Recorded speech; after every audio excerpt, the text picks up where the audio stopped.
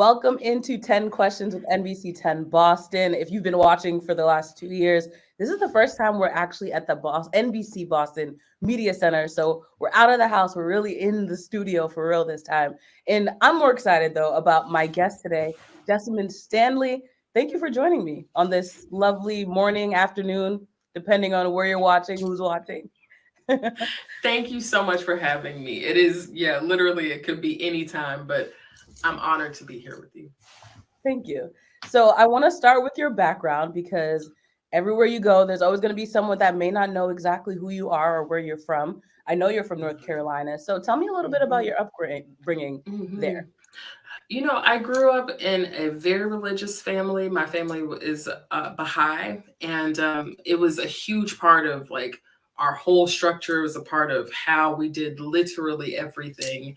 And I also have always been fat. I feel like it's important to say, like, I grew up fat and black and queer in the South. And if you are any of those things, like, you know what's good. I grew up very much feeling like, especially in a predominantly white community, feeling very isolated, and I felt like I was not good enough, like I needed to change myself all the time. And so, especially as I got older, I was obsessed with weight loss and trying to be healthy and figure out the best way to look and be. And so much of my adulthood really has been about healing that, or at least accepting it as a part of who I am. And you mentioned all of the identities that you have come to realize that you have over the years. When did you get to the point where, one, you were able to process those identities and process how they made you feel, but also be unapologetic in who you are? I have to say, it really is like a day by day journey. It's not the sort of thing that, like, at least for me, where like I've reached any kind of ending point. But ultimately, what has happened is that I realized that, like, mm, there are these different pieces of myself that other people see that maybe make them feel uncomfortable, but ultimately what matters the most is how I feel. And that journey of coming to even hear my own inner voice it definitely was ignited by my yoga practice. And I came to yoga when I was in graduate school, and I was going through a tough time in my life. And a friend of mine was really into yoga at the time, and she was like, "Oh my God, come to yoga with me." But I had actually tried yoga once when I was in high school. And actually, I talk about all of this more in my first book, Everybody Yoga. But I had Mhm. tried yoga once when I was in high school, absolutely hated it. And I really thought that it was just for thin white women. So I was like, this doesn't have anything to do with me. I don't care. But I ended up going to class. And while everything about it seemed awful, like every posture seemed impossible, I was like the fattest person, frequently the only Black person. It was a very alienating experience. But because of the difficulty of the postures, it forced me into these experiences where I had to really look at myself and say, like, I'm embarrassed to not know as much as everyone else. I'm worried that the teacher is going to think that I'm not good enough. And, I'm going through this like litany of thoughts around like what I'm even allowed to do in the space. And eventually I got to a place of just being like, you could just try. Like, maybe you fall down and maybe everyone in the room sees that you don't know what you're doing, but like you could still just try. You could go for it. Oh, I was really transformational for me. And it really showed me that that was not being on a yoga mat was not the only place for me to practice just trying. And also, it made it okay for me to just be tender and to fall apart and to not have the right answer and to not do the right thing, to remember that there is a child that lives inside of me that still wants to be held and still wants to be accepted. and part of that journey for you has been to obviously empower yourself, but empower others through the process. How did you get into that space of making, for example, yoga something that everyone you think should be included in? I Again, I had no interest in practicing yoga. I Yeah. really had no interest in teaching yoga. And I started sharing my yoga practice on social media like back a long time ago, like before Instagram was really popular. Mhm. And when I was sharing my practice, I really just wanted to connect with other practitioners because by this point I had started practicing yoga at home. And I was thinking, like, am I even practicing these postures properly? Like, I don't know if I'm doing this right. So I wanted to get feedback from other practitioners and also track my practice over time. But what ended up happening was that I had a lot of people reach out to me like, I didn't know that fat people could do yoga. And I was just like, why do you think fat people can't do yoga? Fat people do all kinds of stuff all the time. Like, we obviously have a huge visibility issue. And so I kept sharing my practice because I know that through visibility, so much is possible in this world. Even not even just about people practicing yoga or, finding wellness for themselves, but just believing in yourself is a really powerful force. So sharing my practice, and people would be like, can you come teach me? Can you do this? And I would be like, you literally don't need me to come teach you yoga. There are thousands of yoga teachers. Like, I would recommend yoga teachers. I'd be like, you don't need me to come do this. But again, I got worn down, and I was like, when I went to teacher training, even I was like, I'm just going to go do this and maybe I'll teach, but like probably not. Right. But during my training, I realized why there have to be so many yoga teachers, and ultimately, like, why everybody to some degree should teach their yoga, because we don't all speak the same language. And the way that I process yoga might not resonate for everybody, but it might resonate for even one person. And if that one person practices compassion for themselves, and then they influence even one other person to practice compassion, that is a ripple effect. And that ripple effect can change the tide of our world. We can go from operating from a place of fear to operating from a place of love. And so much of my yoga teaching practice has come from a place of like, if we all practice compassion, what kind of world would we live in? Would we still, like right now, we live in a world of fear. But what would happen if we all come from that place of love and compassion? So I don't think that I ever thought like, I would like to see more people of different bodies practicing yoga. That was really it's like a side effect. And even in my work, like, I don't really think of it as like, yes, look at me, like I'm fat, queer, Black, like I look so different from the mainstream. And now you can see, I'm just like, I mean, like, yeah, I'm fat and queer and Black. That's just who I am. Like, that's who are you, like making space for everyone to just be themselves by being myself has always been my motivating force. What has been the biggest lesson you've learned from your practice?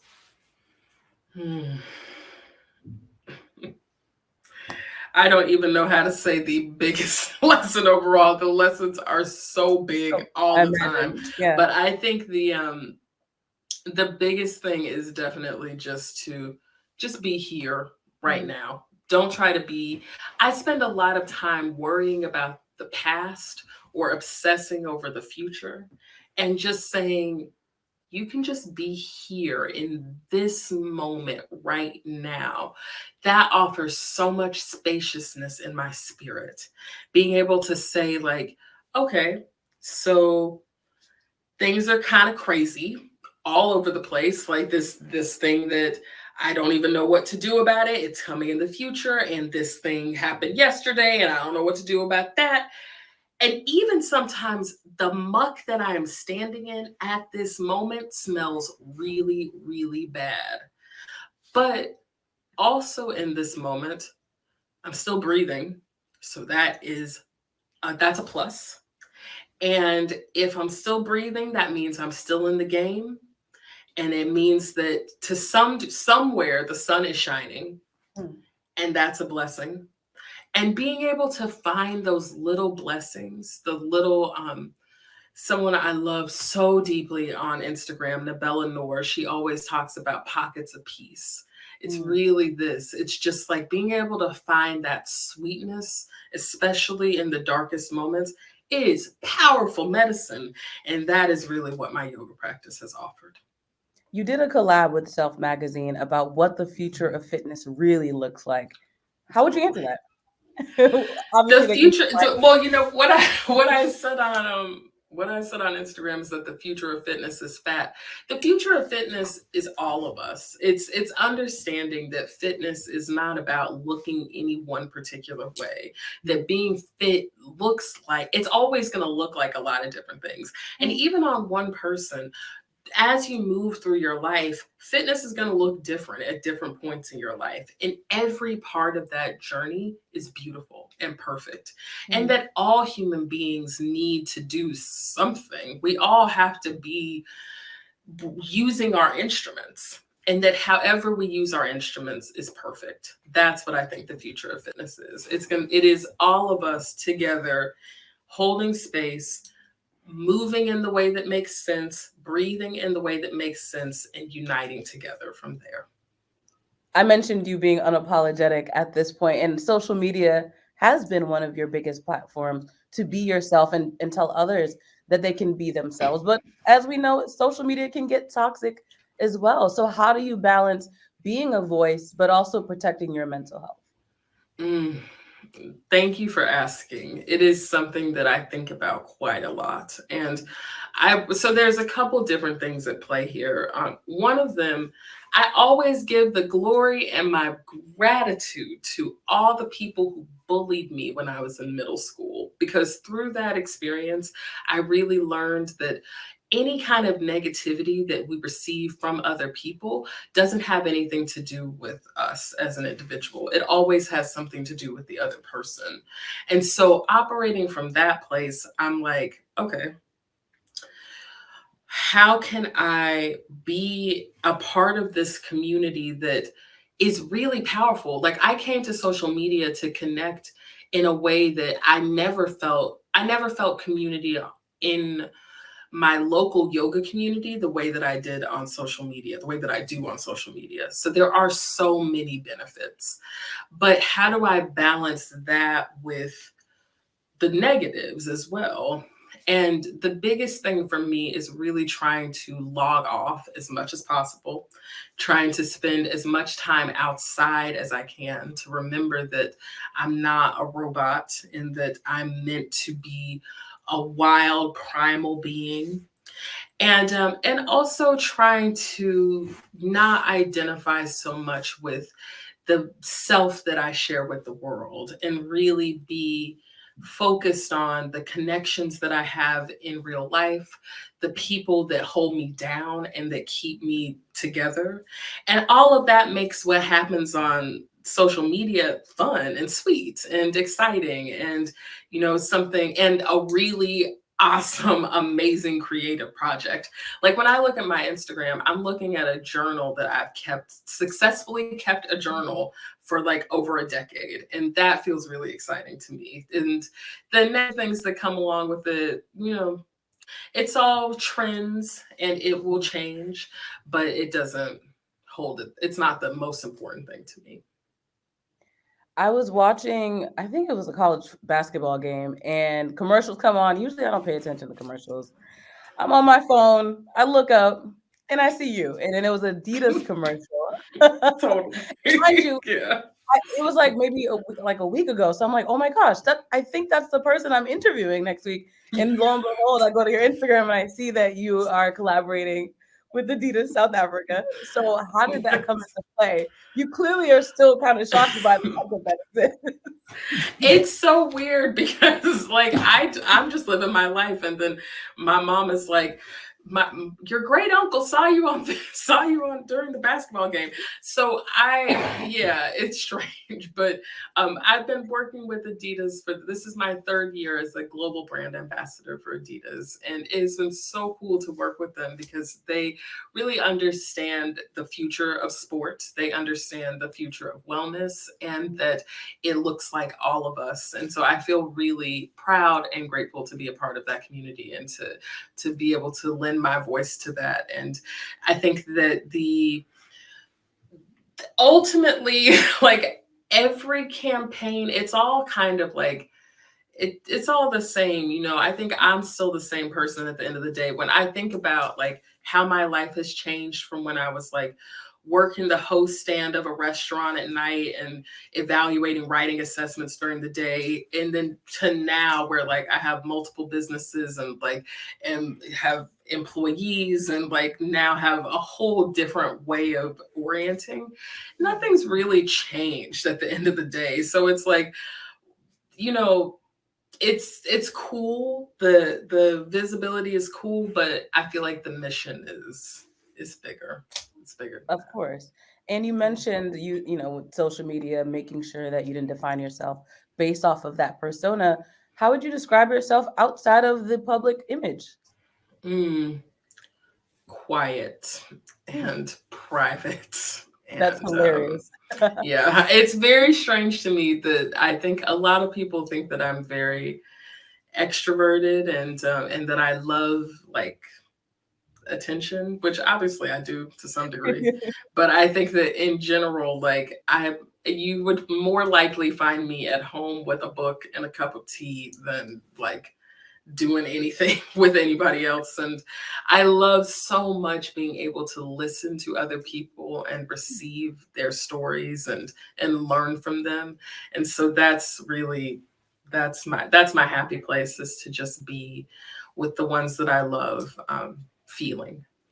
You mentioned one of your hobbies is reading. Do you have any good book recommendations? Something maybe Oh my you're reading right gosh. now? I know that's Yes. always a hard Oh question. Do yeah. you have a bunch? It's Or not. it's like What's I can't remember if this was off the mic. I was telling you that my partner and I have been full-time RVing, and so we have consolidated all of our belongings, and so I have very few books that I keep with me at this point. But because of that, I do know exactly which books I'm reading. And I just started a book called The Buddha and the Bard, which compares the works of Shakespeare with Buddhist principles. And it oh, is so fascinating and amazing and just incredible. And I have been reading In Search of Our Mother's Gardens by Alice Walker, which is so just, I'm so grateful to her for writing it down. I feel like I want to go to her and just say, thank you, sugar, yeah. sister. Thank you. That's what I'm reading. Thank you for that. I'm And curious what you're reading. right. um Other than the books that you've written, well, you've written books as Mhm. well. I was surprised you didn't answer with that. Oh, yeah. But what are Totally. yeah, yeah, no, sorry. You were gonna say something. No, yeah, I was gonna say that thinking about my book, Yoke, My Yoga of Self Acceptance, which came out last summer and is available anywhere that books are sold.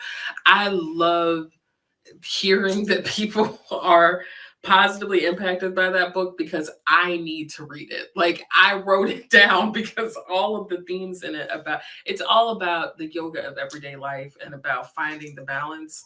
And that kind of practice is so hard and all consuming and very confrontational.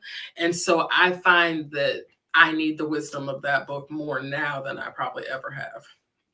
Yeah, that's always how it is with art or any piece where you're kind of letting things out. Usually it is for you. It's cathartic, but also Mhm, a reminder of maybe the growth that you're going through in that moment. It mhm, is Women's History Month or Women's Herstory Month, as some are calling it. Who are some women that either or just overall historical figures that you'd like to honor right now? mm. I am always giving the glory to Michelle Obama, Dolly Parton, and Oprah Winfrey. I feel like I would not be me without them. They offer me so much clarity on how to show up with grace and dignity and always finding the silver lining no matter what. But the woman that is the reason for the season, the reason for my being, is my mother. And I have gained my respect for her grows every single day. I'm astounded by her and astonished by her and her strength, her resilience, her vigilance, and her faith are beyond what I mean, it's what I would hope to be able to embody. And I know what she has been through. I know pieces of what she has been through to gain that strength. And I just am I'm humbled by it and I'm grateful for the example.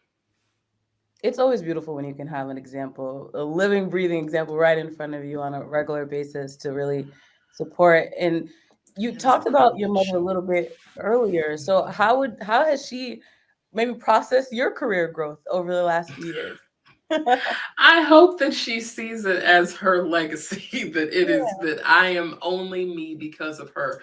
And so much you asked before about my childhood. I failed to mention that a good portion of my childhood, my mother was sick and bedridden, and um, I don't want to over dramatize, but almost died. And because of that, it made it fundamentally shaped our little 4-person family and the way that we all interact with one another and the way that we process or don't process pain. And I also know that for her it was this watershed. It was talk about a come to Jesus. And I think that seeing that and really witnessing that and witnessing her has been really fundamental for me. It's a huge part of who I am. Wow. Thank you for sharing that. Yeah. Well, this has been 10 Questions with NBC 10 Boss, and I appreciate you sharing your time, sharing your words with us today. For those who don't, again, know Jessamyn Stanley, feel free to find her on Instagram, but continue to be a positive light. And thank you for celebrating Women's History Month with me. Thank you so much for having me. Thank you.